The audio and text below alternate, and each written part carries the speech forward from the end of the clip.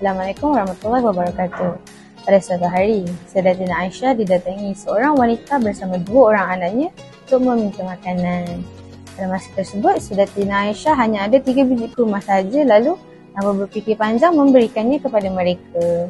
Wanita tersebut memberikan 1 biji kurma untuk setiap orang anaknya dan kurma yang terakhir untuk dirinya sendiri.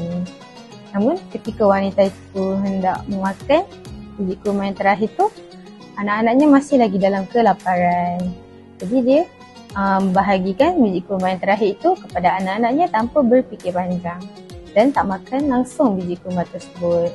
Sayyidatina Aisyah menceritakan kisah tersebut kepada Rasulullah SAW. Lalu baginda bersabda, Allah telah merahmati wanita tersebut kerana sifat kasih dan sedekahnya. Pelajaran daripada kisah ini, sedekah kita tidak dinilai daripada jumlah tapi dinilai daripada keikhlasan. Wallahualam.